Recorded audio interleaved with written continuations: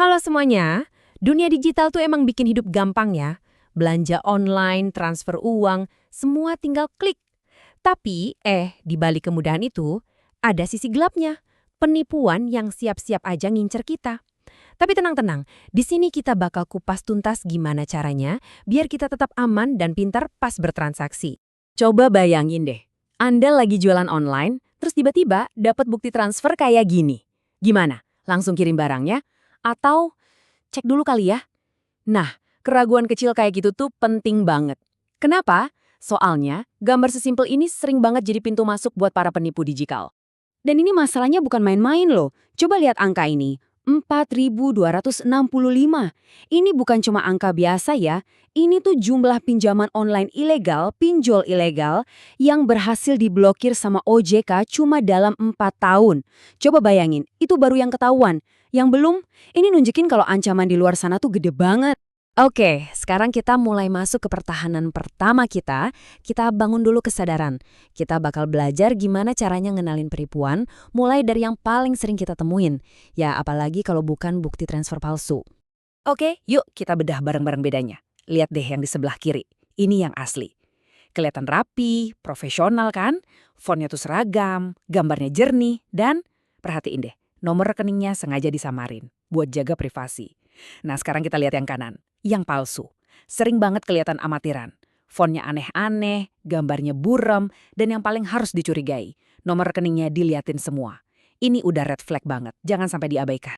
Terus, tujuannya apa sih mereka ngelakuin ini? Modusnya tuh licik banget. Pertama, mereka bisa aja pura-pura kelebihan transfer, terus minta Anda balikin selisihnya. Padahal, nggak ada sepeser pun uang yang masuk.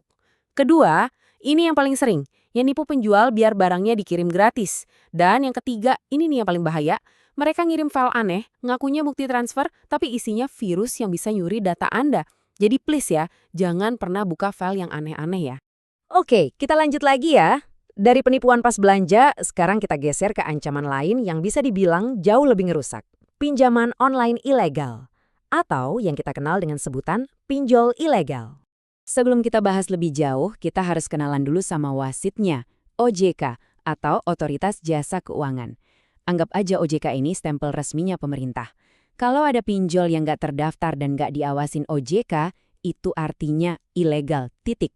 Maksudnya apa? Yang nggak ada perlindungan sama sekali buat Anda sebagai konsumen. Dan resikonya, wah, tinggi banget. Nah, ini dia ciri-cirinya yang wajib Anda waspadai. 1. Mereka nawarin pinjaman lewat SMS atau WhatsApp. Lembaga resmi mana ada yang kayak gitu. 2. Bunga yang ditawarin tuh gila-gilaan, gak masuk akal tingginya. Tapi yang paling bahaya tuh yang ini. Mereka minta akses ke semua data di HP Anda. Kontak, foto, video, semuanya.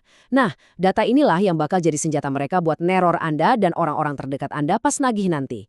Ingat ya, pinjol yang legal itu cuma akan minta akses ke kamera, mikrofon, sama lokasi. Gak lebih. Oke, kita udah tahu nih ancamannya kayak apa. Sekarang pertanyaannya, gimana cara kita ngelawannya? Tenang, untungnya pemerintah udah nyediain semacam alat pertahanan digital yang bisa kita semua pakai dan ini gratis. Dan inilah dia senjatanya, cekrekening.id. Ini adalah situs resmi dari Kominfo yang emang dirancang khusus buat jadi garda terdepan kita semua. Tujuannya simpel banget, bantu kita mastiin setiap transaksi online itu aman, caranya ya dengan ngecek rekam jejak nomor rekeningnya. Dan bisa kita lihat sendiri ya, tampilannya tuh super simple dan gampang banget dipakai. Nggak ada menu-menu yang ribet. Semuanya sengaja dibikin biar siapa aja. Bahkan yang mungkin nggak begitu melek teknologi, bisa langsung ngecek transaksi dengan cepat dan gampang. Situs ini punya 3 fungsi utama yang powerful banget. Pertama, dan ini yang paling penting buat kita sebagai pembeli, periksa rekening. Cukup masukin aja nomor rekening tujuan sebelum Anda transfer, nanti bakal kelihatan riwayatnya. Kedua, ini buat para penjual. Anda bisa daftarkan rekening Anda sendiri biar terverifikasi dan pelanggan makin percaya. Ketiga, nah ini penting, kalau Anda jadi korban atau nemu rekening aneh, langsung laporkan rekening itu buat ngelindungin orang lain. Ini tuh kayak gotong royong digital, kita jaga sesama. Jadi, kita udah tahu ancamannya, kita juga udah punya alatnya. Tapi langkah terakhir yang paling krusial adalah ngubah kebiasaan kita. Ini bukan lagi soal sekedar waspada, tapi soal jadi warga digital yang benar-benar bijaksana. Kuncinya ada di kerangka 3T ini. Tahu, tanggap, tangguh. Tahu artinya kita bekali diri kita dengan pengetahuan soal ciri-ciri penipuan. Tanggap artinya kita proaktif, kita pakai alat kayak cekrekening.id buat mencegah sebelum kejadian. Dan tangguh artinya kalaupun kita nemu penipuan, kita nggak panik.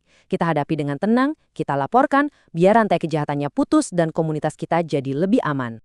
Kalau ada satu kalimat yang harus banget nempel di kepala kita semua dari obrolan ini, ya ini dia, cek rekening dahulu, transaksi kemudian. Yuk jadiin ini refleks otomatis kita sebelum kirim uang. Ini kebiasaan kecil tapi perlindungannya gede banget. Jadi pertanyaannya sekarang, Anda bakal mulai ngelakuin ini hari ini kan?